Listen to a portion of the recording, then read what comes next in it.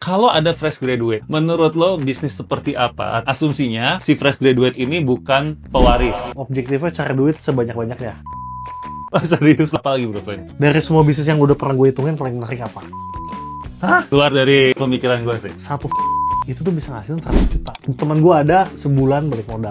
Gue suka nih, maksudnya supaya kita kembali membumi lagi dengan semua noise yang ada Benar, di sosial benar. media ini. Nah ini mungkin hal-hal yang nggak banyak dibahas nih ya teman-teman. Bagaimana orang kayak ngelihatnya, ya udah semua brand owner, semua business owner itu kaya. Ini belum pernah gue ceritain kemana-mana, tapi karena lo Coba. tanya, gue Gue penasaran. boleh lah. Kalau di pengalaman gue, karena gue bisnisnya jasa, itu jebakannya. Kenapa gue bilang jebakan? Karena kalau pengelolaan bisnisnya seperti itu, ya nggak sustain.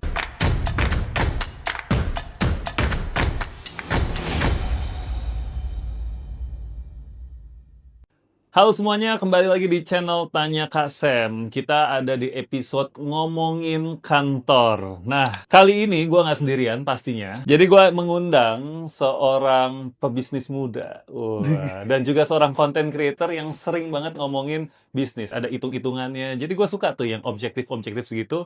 Supaya tujuannya teman-teman bener-bener tahu sebenarnya potensi untuk jadi pengusaha itu bisa dapet cuan berapa sih. Nah, hari ini bareng dengan Yoel Tristan. Nih, thank you bro sudah datang Terima dari kasih. Bandung. Sudah mengundang Kak Sam. Gue manggil Kak Sam aja ya. Boleh, karena Lebih nama nyaman. YouTube-nya Tanya Kak Tanya Kak Sam. Sam, oke. Gitu ya. Oke, jadi bro coba dikenalkan dulu diri lu, Oke. nama Instagram lu, siapa tahu ada follower lu di sini atau yang belum, silakan. Oke. Salam kenal teman-teman, nama gue Yoel Tristan. Buat yang belum tahu, gue sekarang tuh sebenarnya kesibukannya bisnis, sembari bisnis dikontenin. Gue juga tidak pengen dikenal sebagai pebisnis sukses ya. Belum. Belum, amin nanti. Amin lah Masih ya. berintis juga. Iya. Bisnisnya ada di bidang F&B, ada healthy food satu lagi ada baru buka toko oleh-oleh, sama udah publishing company. Oke, Begitulah. nice. Isi konten lu biasanya ngomongin apa sih? Konten tuh biasa ngomongin bisnis.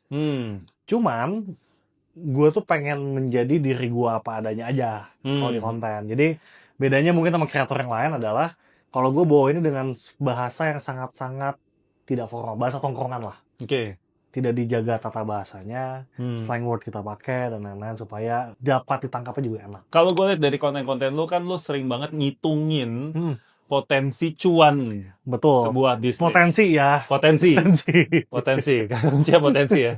Jangan ditelan mentah-mentah ya. Katanya bisa segini cuannya gitu. Ya, enggak juga, bisa lebih kecil, bisa lebih besar. Ya, Kan? betul. Backgroundnya, lu tuh lulusan mana bro? Sehingga lu kok bisa tahu cara ngitung-ngitungnya? Nah, Kak Sam, gue tuh lulusan SBM ITB. Gue tuh masuk tahun 2018.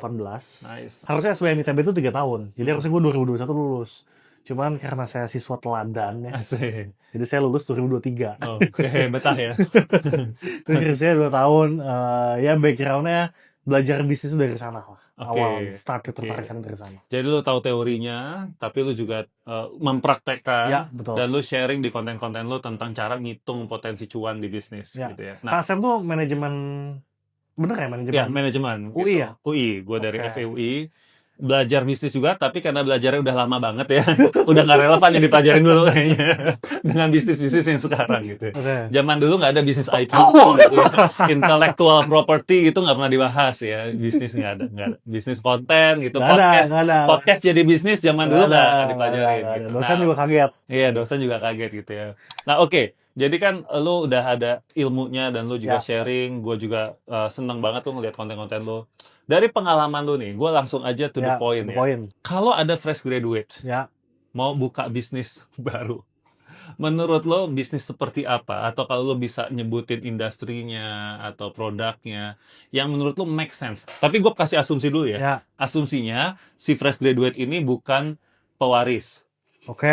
Pewaris tahta gitu ya. Soalnya kalau pewaris sudah mudah tuh. Jadi Iya, kalau dia pewaris kan abis itu diwariskan sawit juga bisa Beres, aja gitu, selesai, beres ya. ya, selesai ya. Selesai. Oke. Anggap aja dia cuman punya modal 5 juta deh. Fresh Oke. graduate punya modal 5 juta aman nggak ya? Bisa lah ya. Bisa lah ya. diusahain bisa. Iya. Agak sulit. Minjem orang bisa lah Bisa ya. lah, bisa. Minjem orang kan, bisa. minjem orang bisa 5 juta ya. Minjem orang. Oke, misal 5 juta dan Ya. Bukan bermaksud mengecilkan fresh graduate, tetapi kan artinya dia belum punya banyak Benar, pengalaman benar. gitu ya, berbisnis ataupun bekerja. Nah, Benar. dari pengalaman lu ngulik-ngulik bisnis orang dan berbagai macam bisnis, Ya. apa suggestion lu, Bro? Jadi asumsi gini, nanti gue jawab satu pakai asumsi yang tadi, Boleh. satu lagi saran. Soalnya banyak banget Kak Sam yang nanya ke gue, setelah banyak bisnis yang menarik mana. Oke. Jadi gue jawabannya 3 nih biar seru. Satu, asumsi tadi. Kedua, dari semua bisnis yang pernah gue hitung, Oke. yang paling menarik yang mana. Dan ketiga, kalau sarannya apa gitu. Oke, nice. Yang pertama, 5 juta, objektifnya cari duit sebanyak-banyaknya. Konten. Wah, serius lo? Konten. Bisnis konten. Iya dong. Gitu ya? Iyalah, menurut gue ya. Soalnya bisnis itu satu susah, bener ya. Hmm. Kak Sam juga tadi cerita, udah jalan berapa? 10 tahun ya? Ya, F-Project, consultant company gue ya. 10 tahun dan susah ya ternyata. Susah aja. Susah mampus. Bertahan saja itu sudah Ya, anugerah ya. bener. Dan 10 tahun membanggakan, gila sih, impresif. Kenapa konten? Satu, karena modalnya nggak ada. Lu punya HP, lu punya kuota internet, satu nggak ada. Kedua, industrinya juga lagi seksi sebenarnya. Digital ekonomi kan. Monetization-nya lagi, demand-nya banyak, supply-nya masih sedikit. Yang ketiga, ya basically nggak ada resiko aja. Berarti kalau misalkan gue pengen jadi content creator berarti Ya.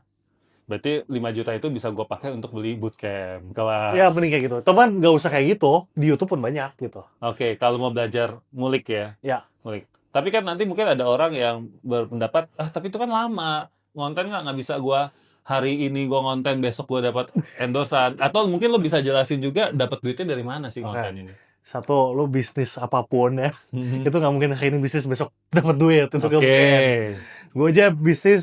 Gue bisnis kurang lebih 5 tahun lah dari yang serius ya. Gue baru nikmatin duit mungkin tahun kemarin tahun ini. Sebelumnya tahun pertama gue ngambil gaji 2 juta, tahun kedua 4 juta. Jadi nggak kayak gitu. Kedua, konten tuh dapat duitnya dari mana aja. Satu, dibilang cepat atau lambat, ini gue buka aja. Gue tuh endorsement pertama 3 minggu setelah konten. 3 minggu setelah konten. Waktu itu follower lu berapa?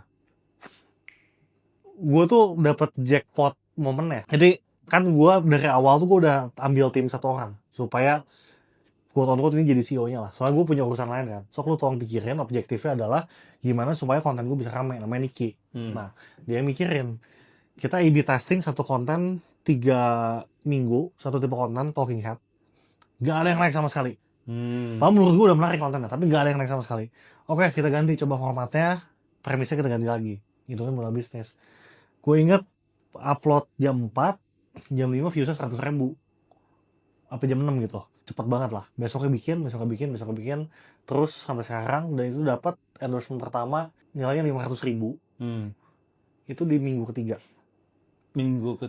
Ya, atau itu 2 digital product. Kak Sam, digital product gua itu kan gue terang-terangan aja lah. Gue itu template itu lu bisa bikin sendiri sebenarnya. Betul. Di ads-nya juga gue bilang lu mending bikin sendiri aja kalau malas baru beli gitu. Gue jual 100.000. Itu sampai hari ini berarti kurang lebih 1 tahun udah ngasilin duit. Wah, gila. Itu digital produknya apa, Bro? Template hitungan bisnis. Template hitungan bisnis yang lu pakai untuk konten itu. Iya. Jadi sekalian. Iya. Nah, tapi kan kalau gue pelajarin, berarti sebenarnya key point-nya adalah lu ngonten itu very very intentional, ada strateginya, betul? Iya, betul. Lu nggak ngonten hanya untuk siapa tahu nanti gue terkenal, bukan ya, itu bukan, kan? Bukan. Jadi artinya kalau tadi lu bilang bahwa kalau lu mau jadi content creator, tujuannya adalah emang mau dapat cuan, ini jadi bisnis, berarti emang harus di strategize. Menurut gue ya. Soalnya kan banyak banget kan konten kreator yang one hit wonder, naik, habis itu enggak. Dan kita semua lengkap banget Google Sheets-nya. Hari Minggu ini kita A/B testing apa, besok apa, hasil learning-nya apa aja, itu lengkap banget. Wow. Nah, tapi pada akhirnya yang kita dapetin, tesis saya buat asumsi gue di level sekarang itu tuh strategi sudah rada nggak bisa. Artinya harus tunjukin sisi naturalnya aja.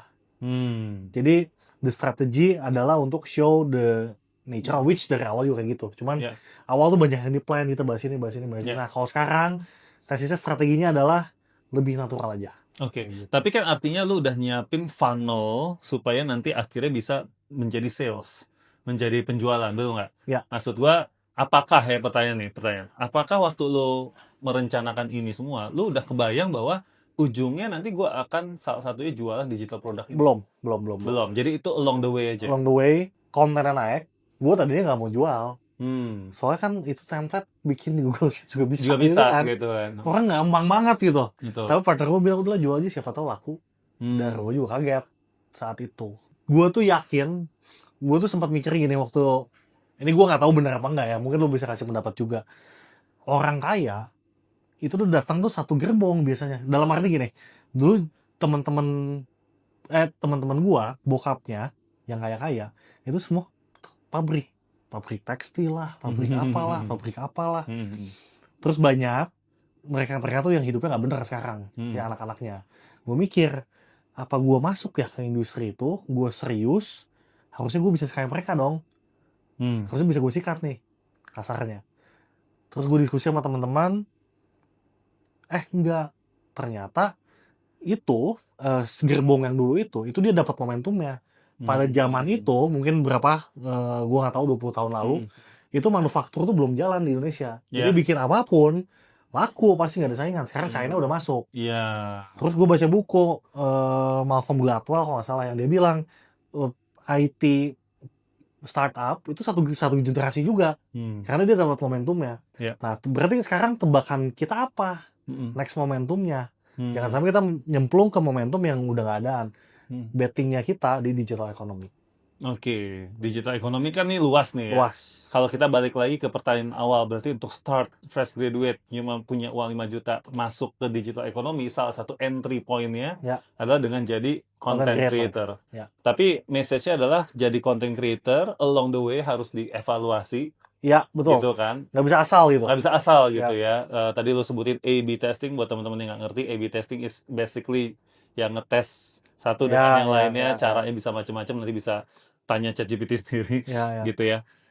Dan yang menarik tadi adalah kita perlu creativity untuk bagaimana monetize si konten kita betul. Dari endorsement, dari digital product, gitu ya. Selain itu dari mana lagi bro? Gue so far fokusnya baru dua itu sih. Dua itu. Digital product sama endorsement. Soalnya nggak tahu di kasus gue ya, endorsement tuh bener-bener fluktuatif. Nyampe waktu sebulan, bulan depannya bisa. Nah, yang bisa dikontrol tuh cuman digital product. Dan ketika ada satu yang bisa kita kontrol, itu bikin kita lebih nyaman aja. Oke. Waktu digital product ini, lo nge-ads juga nggak? Pakai ads? Gue baru ads tuh kalau nggak salah sebulan terakhir.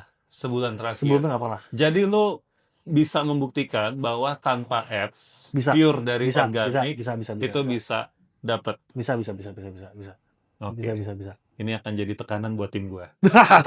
Langsung jadi kayak jadi KPI ya. Tim organik gue ya kan. Soalnya nih, tapi menurut gue, lu jual digital produk juga. Gue jual digital produk itu e-course tentang KPI, membuat KPI. Template ada?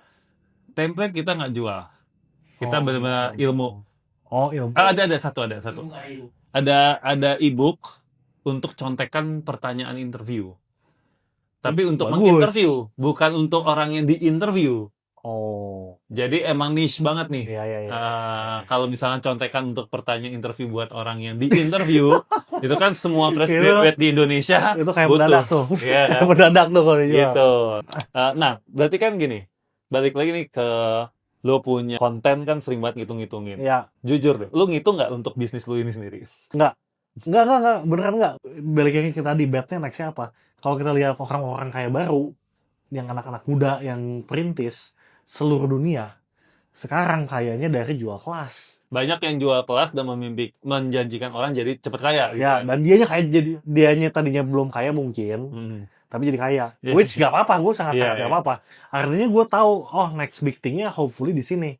Nah, gue tahu duitnya gede, tapi narik duit di awalnya gimana, awalnya gue gak tahu. Nah, even sampai sekarang masih baca sih. Revenue stream bisa datang dari mana lagi. Oke, good. Berarti kita ada satu nih opsi ya, jadi content creator. Apa lagi bro selain itu? Yang kedua, gue jawab yang kedua ya. Yang dari semua bisnis yang udah pernah gue hitungin, paling menarik apa? Photo booth. Hah? Photo booth. Gila nih, nggak di luar dari pemikiran gue sih. Photo booth, soalnya satu, ini gue nggak dalam sebenarnya, tapi gue pernah ngobrol sama beberapa teman yang punya photo booth. Teman-teman online yang tahu boleh ditulis kolom komen. Satu, maintenance-nya nggak susah. Kita nggak perlu orang banyak. Kedua, modalnya juga nggak mahal. harusnya 50 juta dapat lah. Kalau mau yang lebih low, gue pernah ngobrol juga 30-50 juta tuh dapat. Ketiga, HPP-nya murah. Gue lupa berapa exactnya ya. Cuman, terus gue dapat data beberapa juga. Satu foto booth itu tuh bisa ngasihin 100 juta Di satu di tempat. satu spot. Oke. 100 juta potong HPP, kalau nggak salah seingat gue cuma 20%, 80%. Sharing revenue sama yang punya tempat 30%. Lu dapat misalkan 50%. Tapi si foto fasilitas foto booth ini sih harus kita beli atau kita bisa sewa juga? Mending bikin sendiri. Oh, bikin sendiri. Mending bikin sendiri. Oke. Mending bikin sendiri. Kalau gue ya, mending bikin sendiri. Cuman trikinya adalah yang susah nyari tempat yang ramenya. Kalau dapat tempat rame, tutup mata udah pasti enak banget duitnya. Oke. Dan yang gue denger sekarang tuh yang rame tuh lagi di Second City, di kota besar. Atau kayak di Braga tuh sepanjang jalan Braga ada kali 15 foto booth. Di Blok M juga banyak ya. Banyak banget kan. Tapi yang belum orang lihat tuh kayaknya di kota-kota yang bukan kota Second besar City, lah ya. Oke, kayak misalkan Malang mungkin. mungkin Ya, ya. kan Surabayanya mungkin udah Udah rame, mulai, tapi tapi mungkin Malangnya belum gitu ya. Kenapa menurut analisa lo, kenapa itu bisa ramai? Satu, marketnya mass market lah. Kedua, low maintenance, dalam arti bukan bisnis. Kalau bisnis brand, misalnya kita kudu mikir ya tiap hari ya, kita campaign apa selanjutnya. Ini kalau bisa di stoknya kayak gimana nanti ini. Ya udah, ini tinggal Operasionalnya ribet lah kalau Ya. bisnis-bisnis Ya itu lebih tepatnya, bener. Hmm. Operasionalnya sangat simpel. Ketiga, orang tuh gampang banget sih. Gue lihat ya, buat nyobain buat nge-spend ke foto booth. Benar. Dan balik modalnya jadi cepet banget. Temen gue ada sebulan balik modal. Nggak jarang gue denger sebulan balik modal. Oke, berarti ini fresh graduate bisa dong melakukan? Nah, tapi nggak cukup 5 juta. Tapi nggak cuma 5 juta. Oke.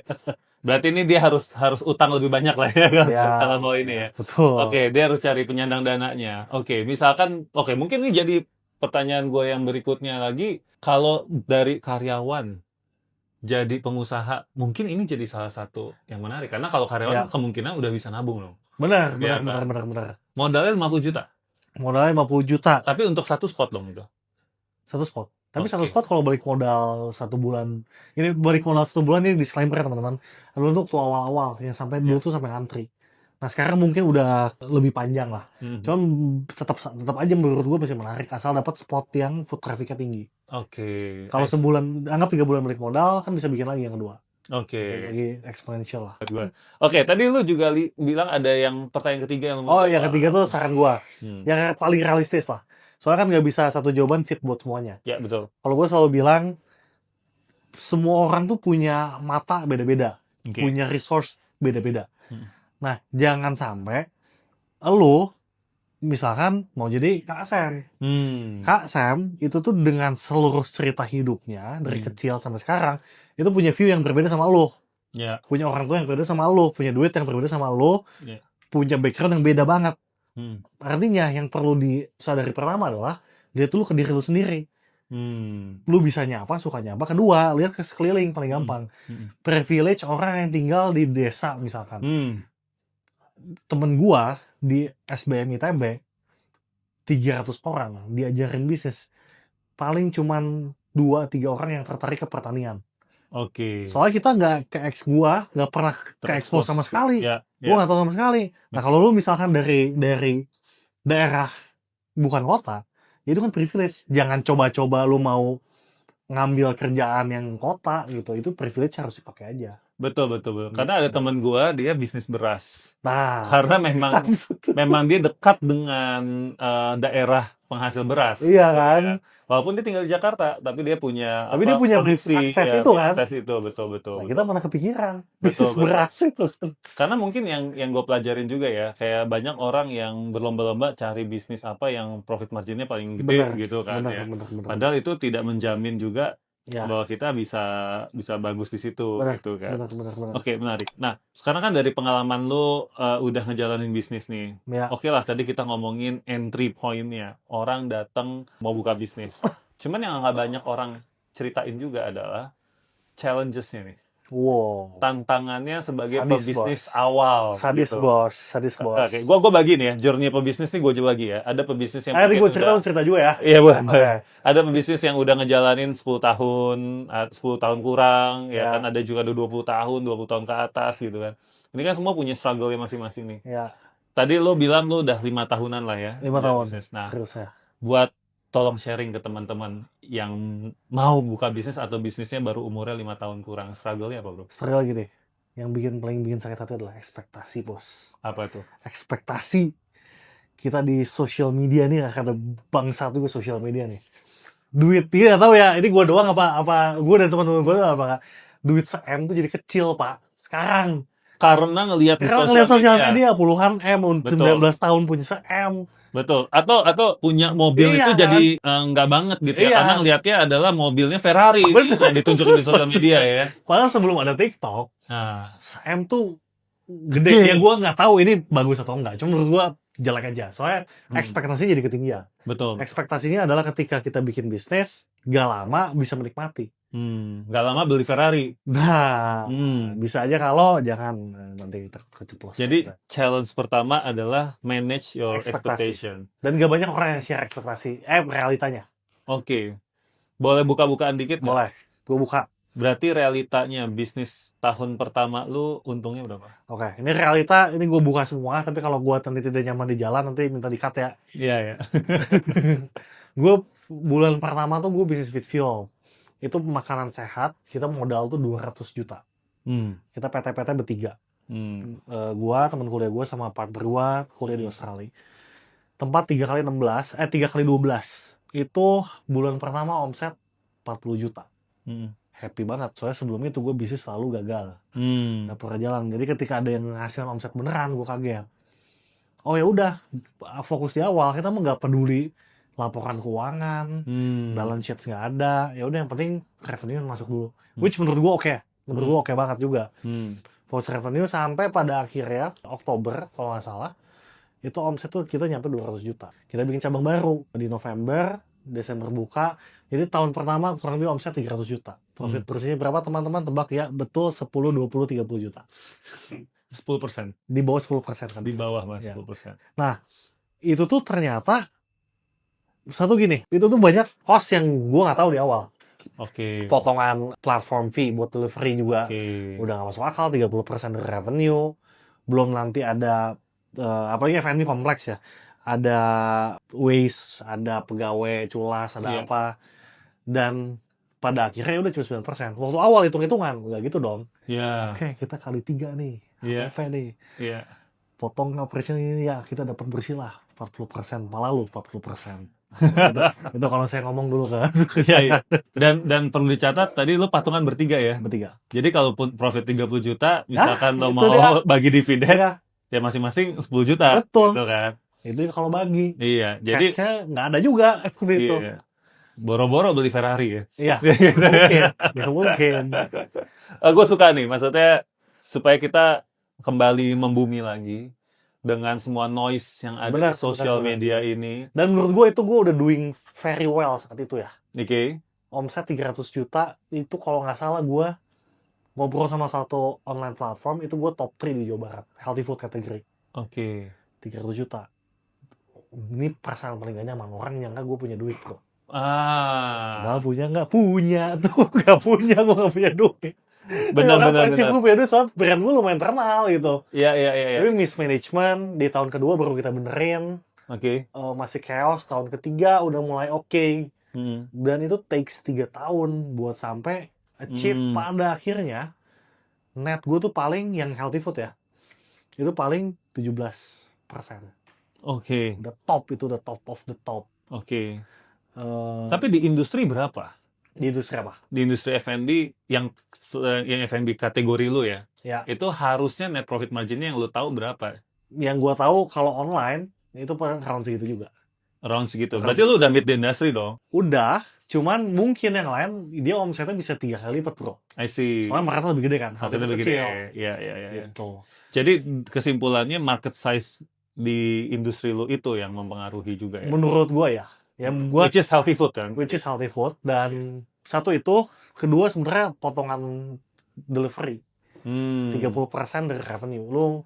Kita tiap bulan hitungannya bisa 200-300 juta, bro. Gila ya. Hitungan itu doang. Oke, nah ini mungkin hal-hal yang nggak banyak dibahas nih ya, teman-teman. Ya. Bagaimana orang kayak ngelihatnya, ya udah semua brand owner, semua business owner itu kaya. Gitu kan. Kelihatannya keren gitu kan. Wah, segala macam ya, belum lagi padahal kan satu bisa aja mereka juga beramai-ramai, ada yang bisa berlima, Ya. ada yang bisa berenam, Bener. bagi-bagi kue lagi Lu gitu. berapa tahun? Ini belum pernah gue ceritain kemana-mana, tapi karena lu Coba. tanya, gue Gue penasaran. boleh lah. Kalau di pengalaman gue, karena gue bisnisnya jasa, Yap. konsultan kan. Yap. Jadi, practically nggak ada modal. Oke, Ya. menarik. Jadi karena gue dari karyawan, gue resign, terus gue buka bisnis jasa. Kenapa? Karena sesimpel, gue nggak butuh modal, Ya. gue pakai otak gue aja. Ya. Saat itu gue hire ada anak magang, gitu ya. Udah cuma berdua aja nih, dia bantuin gue administrasi dan segala macem.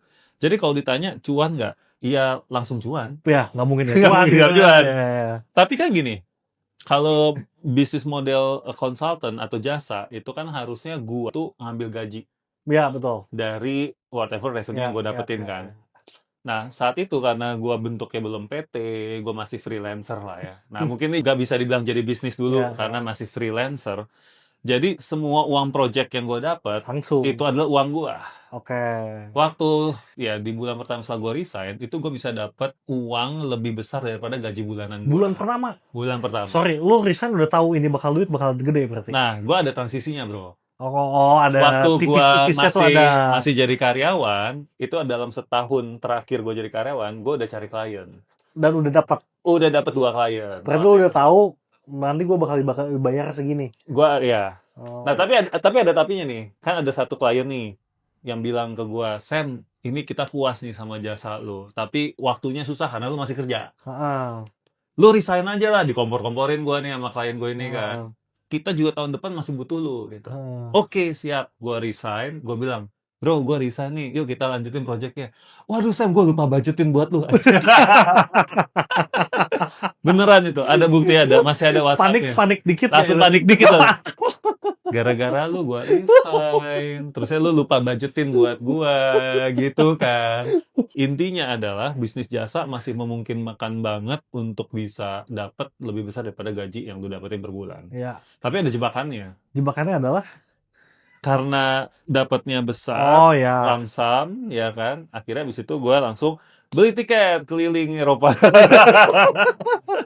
Beneran itu? 23 hari, beneran. Beneran? 23 hari gue solo trip ke Eropa. Dan gue nggak ada beban untuk, yang penting gue masih bisa bayar anak magang gue, which is ya nggak banyak lah ya. Sorry kalau gue boleh tahu, gue pengen relevan ya. Itu usia berapa waktu itu bro? 30. Oke, udah ada istri? Belum. Oh belum. Belum ada tanggungan sama sekali. Oke, ya kebayang. Wajar dong. Wajar. Kebayang dong, gitu kan. Itu jebakannya. Kenapa gue bilang jebakan? Karena kalau pengelolaan bisnisnya seperti itu, ya nggak sustain. Oke, ya setuju. Ya, karena kan kita setiap bulan harus cari klien baru ya. Waktu itu ya klien yang datang itu betul-betul based on network. Oke. Gitu. Tapi lama-lama network akan habis kalau nggak ada intention, strategi untuk kita. Saat itu servisnya recurring atau enggak? Saat itu servisnya by project lagi. By project ya. Gitu. Jadi misal projectnya 6 bulan, ya udah dia pay for the 6 months. Oke. Pay for 6 months-nya pun juga ya 50% di awal, 50% di akhir gitu kan. Networknya habis tuh. Ada momen networknya habis tuh. Itu setelah berapa tahun? Setelah 3 tahun jalan tuh network udah mulai habis. Itu lu belum spare apa belum tuh? Belum, gue belum punya tim. Hanya anak magang yang bantu-bantu gue administrasi doang. Oke. Belum punya strategi marketing, belum ada. Gue nggak ngiklan. Gue ngonten itu cuman karena hype aja waktu itu. Nggak tahu gimana, belum belajar lah segala macem. Kacau deh pokoknya. Tapi gue masih bisa menikmati karena uangnya bisa gue dapat semua. Gue nggak ambil gaji, tapi semua uang masuk adalah uang gue. Nah, terus ini yang seru di sini nih kayaknya nih. Akhirnya kan mulai menyadari ya, ini nggak bisa begini terus karena kita punya klien itu mulai tipis nih. 3 bulan berturut-turut nggak ada klien, nggak ada project ya kan. Kena tuh ya, mental kena sih. Iya, mau ngapain nih gitu kan. mau cairin apa lagi nih gitu. Tapi kan waktu itu lu nggak marketing dong? Hah? Nggak ada marketing kan? Nggak ada marketing. Terus ngapain 3 bulan itu di otak lu apa? Di otak gua tuh waktu 3 bulan itu, gua agak inget-inget dulu ya, udah agak lama ya soalnya. Soalnya kan di otak gua kalau misalkan gua ada marketing, ya udah gua gas di marketing. Tapi kan saat itu lu nunggu klien berarti kan? Ya, gua nunggu klien. Oh, gua masih mengandalkan panggilan-panggilan aja sih. Gua ada ngajar sekali, tapi nggak yang big iya, big tapi fish buat gitu, nggak ada survive lah. gitu. Heeh. Jadi gua kayak gue emang suka belajar, gue jalan-jalan sambil belajar gitu ya. Tapi jalan-jalannya menghabiskan uang juga gitu. Terus, bener juga itu pertanyaan yang bagus juga ya. Gue juga bingung ya waktu itu gue terusnya ngapain gitu kan. Pokoknya sangat-sangat tidak sistematis lah gitu. Gue belum bisa bilang gue belajar banget. Untuk konteks, jasa yang gue kasih itu bukan jasa konsultasi bisnis ya. Oh, iya, benar. Untuk konteks ya. Jadi ini jasa untuk tentang membangun sistem manajemen sumber daya manusia. Ya. Makanya harus gue akuin, gue masih harus banyak belajar tentang cara ngembangin bisnis. Ya. Gitu. Ya. Nah, mulailah akhirnya memberanikan diri. Sebenarnya memberanikan diri itu jadi kata kunci sih untuk pengusaha. Memberanikan diri untuk punya karyawan. Oke. Memberanikan diri untuk punya marketing, untuk spend something yang kita tanda kutip kan kita kayak ada bettingnya gitu kan ya, segala macam gitu. Saat itu mikirnya itu udah bisnis atau masih bukan bisnis? Waktu gua hire karyawan pertama, benar-benar formal, itu baru gua mikir, gua mau di sini bisnisnya. Oke. Oh, gua tahu apa yang gua lakukan. Karena waktu itu sebelum tuh gua masih cari bentuk bisnis, bro. Sayangnya waktu itu nggak ada orang yang bisa gua tanyain segala macam. Jadi gua coba bikin aplikasi, mau nyaingin aplikasinya LinkedIn. Oke. Jadi gua fokus ke sana. Wah, gue mau coba bikin startup teknologi gitu ya. Gue bayar. Sempat sampai ke sana juga. Sempat. Gue sampai bayar developer dan bahkan gue sempat ikut startup competition sampai gue lolos 20-an besar dari seluruh dunia ke Turki. Boleh. Untuk pitching. Pitching itu di Yalf. Oke. Di satu ya kita sambil di kapal pesiar gitu segala macam. Iya, bro. Gitu. Jadi ini pengalamannya random banget. Jadi uang gue habis ke sana juga, gitu ya. Terus ya klien nggak ada, ya udah gue sibuk untuk ngurusin produk ini, gitu ya. Tapi waktu gue pitching di Turki itu ada di YouTube-nya tuh di YouTube. Apa YouTube apa? Nanti gue nonton. Aduh jadul banget. Namanya Startup Turki. Ntar lu search Startup Turki, terusnya nama produknya doors.id. Oke. Intinya di situ gue ketemu investor yang kelas dunia dan very honest. Dan dia bilang bahwa produk gua nggak ada masa depannya. Karena nggak bisa dimonetize. Nggak ada exit strateginya. Respon lu saat itu gimana? Stres, bro. Pulang, itu gue stres. Soalnya lu all in di sini? Hah? All in di startup ini? Iya, tabungan karena kan bisnis jasa gua kan nggak pakai modal kan. Berarti semua revenue itu kan gua tabungan udah mulai tipis saat itu? Udah punya istri belum? Belum. Pacar udah ada tapi saat itu? Lupa gue. Oh, maaf ya. Maaf ya. Buat siapapun pacar gue waktu itu, maaf ya. Maksudnya gue, jadi kan usia-usia gue teman-teman udah pada mulai ini. Gue pengen jadi nggak, konteksnya gue free gitu. Gue free banget. Konteksnya gue nggak adain. Tapi gue memang mensupport keluarga lah gitu. Tapi nggak gimana-gimana amat. Well anyway, jadi ya disitulah akhirnya memutuskan kan balik ke Indo. Habis itu ya di Turki cuma semingguan gitu doang sih.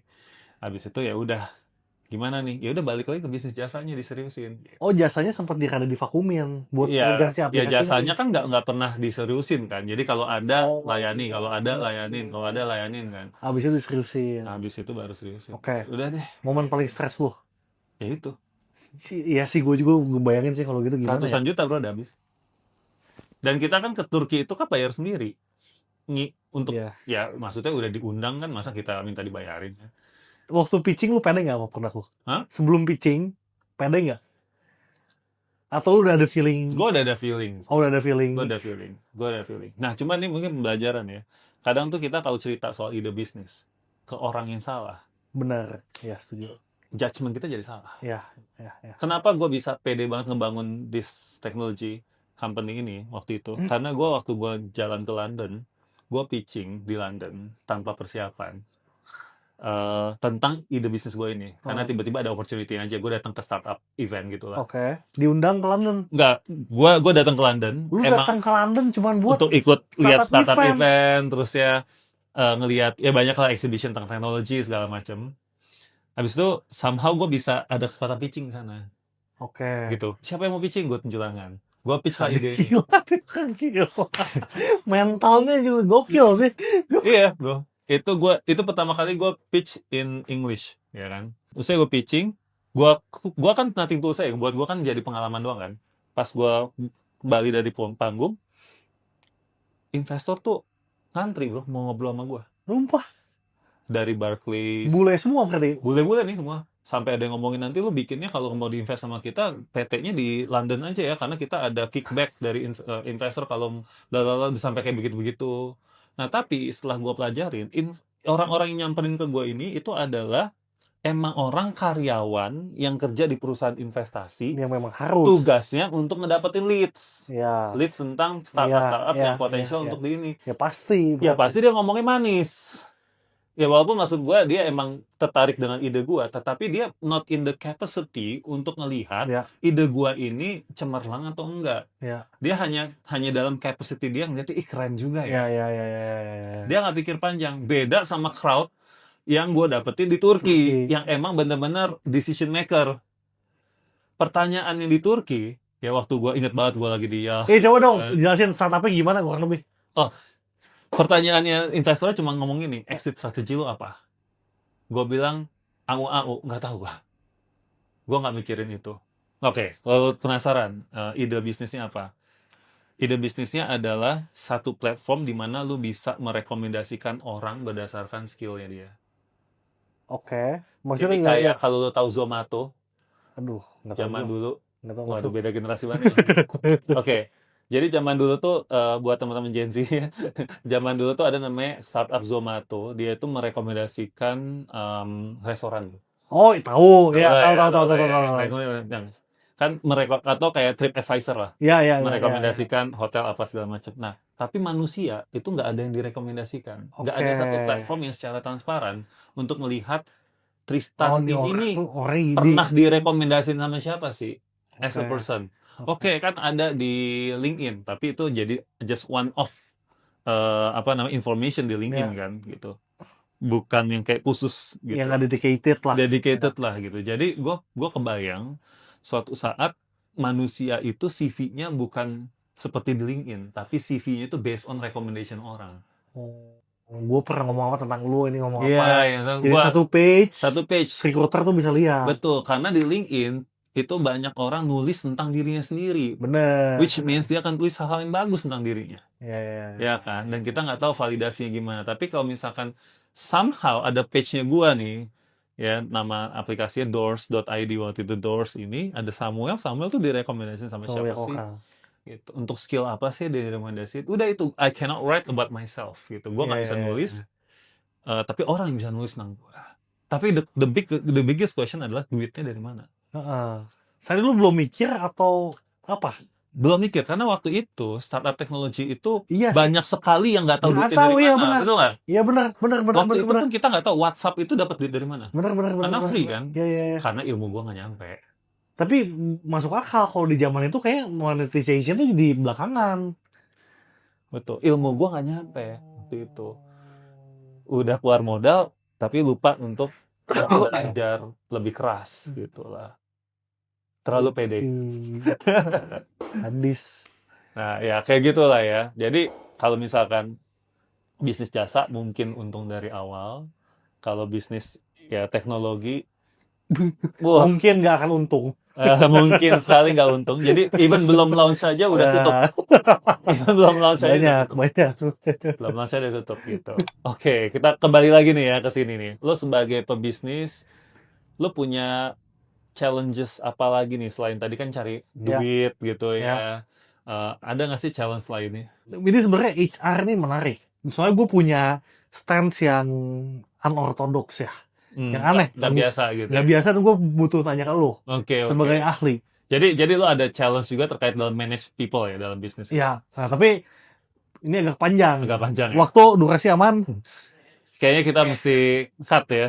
Episode Kalau gitu kita bikin bersambung aja ya. Oke, kita bikin bersambung. Boleh. Jadi di episode kali ini teman-teman udah belajar tadi bagaimana seluk-beluk bisnis secara tipis, terutama untuk pebisnis mula ya. Ide bisnis untuk kalian yang hanya punya modal 5 juta, Ide bisnis untuk kalian yang punya modal 50 juta. Ya, ide bisnis yang nggak punya modal sama sekali, yaitu bisnis jasa yang tadi gue Ya, ciptain ya. gitu ya. Nah, jadi semoga dengan episode kali ini kalian bisa belajar dan terutama belajar mengatur ekspektasi. Betul. Oke, kita akan lanjut di episode berikutnya ngomongin soal challenges bisnis dalam memanage human resource.